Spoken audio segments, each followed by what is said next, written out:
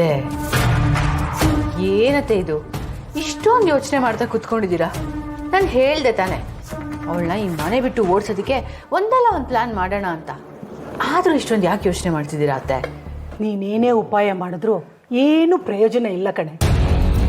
ಅವಳನ್ನ ಅಷ್ಟು ಸುಲಭವಾಗಿ ಮಟ್ಟ ಹಾಕೋಕ್ಕಾಗಲ್ಲ. ಅತ್ತೆ ಈ ಕೇದ್ಗೆ ಒಂದಲ್ಲಿ ಹಾವಿರುತ್ತೆ ಅಂತ ನಾವು ಹೂ ಕೀಳೋದನ್ನ ಬಿಡೋದಿಕ್ಕಾಗುತ್ತಾ?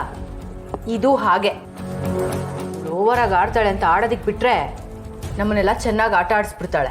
ಈಗಲೂ ಅವಳು ಅದನ್ನೇ ಮಾಡ್ತಿರೋದು. ನೀಲೋ ಸಿದ್ದು ಅವಳನ್ನ ದೂರ ಮಾಡಬೇಕು ಅಂತ ತಾನೆ ನಾವು ಶಾಸ್ತ್ರಿಗಳನ್ನ ಕರೆಸಿ ವ್ರತ ಪೂಜೆ ಅಂತ ನಾಟಕ ಮಾಡಿದ್ದು.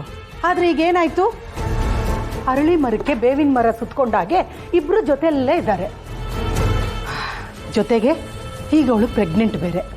ಅದು ಅಲ್ಲದೆ ಈ ಮನೆಯಲ್ಲಿರೋರು ಎಲ್ಲರ ಸಪೋರ್ಟು ಅವಳಿಗಿದೆ. ಆಗ್ಲೇ ಅತ್ತೆ ಅವಳ ಪಕ್ಷ ಸೇರ್ಕೊಂಡ್ಬಿಟ್ಟಿದ್ದಾರೆ. ನಿನ್ನ ಮಾವ ಯಾವಾಗ ಕುರ್ಚಿನ ಅವಳ ಕಡೆ ತಿರುಗಿಸ್ಕೊಂಡ್ಬಿಡ್ತಾರೋ ಅಂತ ಹೆದರಿಕೆ ಆಗ್ತಿದೆ.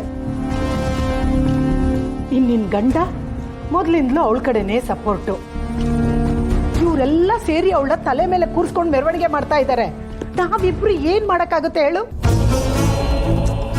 ಅತ್ತೆ ಇಷ್ಟಕ್ಕೆಲ್ಲ ನೀವು ಇಷ್ಟೊಂದು ಹತಾಶರಾಗ್ಬಿಟ್ರೆ ಹೇಗೆ? ಇನ್ನೇನ್ ಮಾಡ್ಬೇಕು ಅಂತಿದ್ಯಾ ನೀನು? ನಾವಿಬ್ರು ಏನೇ ಪ್ಲಾನ್ ಮಾಡಿದ್ರು ಅವರಿಬ್ಬರನ್ನ ದೂರ ಮಾಡೋಕ್ಕಾಗಲ್ಲ ಅಂತ ನನಗೆ ಚೆನ್ನಾಗಿ ಅರ್ಥ ಆಗ್ಬಿಟ್ಟಿದೆ. ಅವ್ರಿಷ್ಟ ಬಂದಂಗೆ ಆಟ ಆಡ್ತಿರ್ತಾರೆ. ನಾವಿಬ್ರು ಅವ್ರನ್ನ ನೋಡಿ ಚಪ್ಪಾಳೆ ಹೊಡ್ಕೊಂಡು ಸುಮ್ಮನೆ ಇರ್ಬೇಕಷ್ಟೇ. ಅಷ್ಟೇ.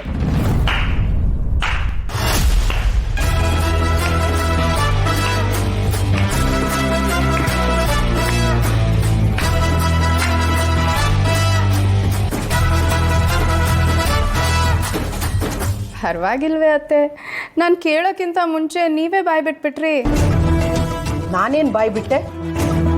ಅತ್ತೆ ಕಳ್ಳನ ಮನ್ಸು ಹೇಗೆ ಅಂತ ನನಗೆ ಚೆನ್ನಾಗಿ ಗೊತ್ತು. ಆದರೆ ಇಂಥ ಬುದ್ಧಿ ನಿಮಗೆ ಯಾಕೆ? ಹೇಯ್, ಯಾರು ಮುಂದೆ ಮಾತಾಡ್ತಿದ್ಯಾ ಅಂತ ಗೊತ್ತಾ ನಿಂಗೆ? ಎಲ್ಲ ಗೊತ್ತಿದ್ದೆ ಮಾತಾಡ್ತಿದ್ದೀನಿ ಅತ್ತೆ. ನೀವು ಶಾಸ್ತ್ರಿಗಳನ್ನ ಕರೆಸಿದ್ದು ನಿಮ್ಮ ಮಗನ್ನ ಉಳಿಸೋಕ್ಕಾಗಲಿ ಅಥವಾ ನನಗೆ ಒಳ್ಳೇದಾಗಕ್ಕಾಗಲಿ ಅಲ್ಲ, ನಮ್ಮಿಬ್ಬರನ್ನೂ ದೂರ ಮಾಡೋಕ್ಕೆ ಅಲ್ವಾ?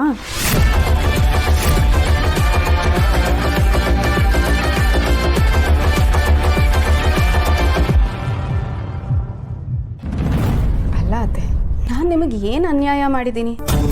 ಯಾಕೆ ನೀವಿಬ್ರು ನನ್ನನ್ನು ಇಷ್ಟೆಲ್ಲ ದ್ವೇಷ ಮಾಡ್ತಿದ್ದೀರಾ? ನನ್ನನ್ನು ಸಿದ್ದು ಅವ್ರನ್ನ ದೂರ ಮಾಡೋದ್ರಿಂದ ನಿಮಗೇನು ಸಿಗುತ್ತೆ?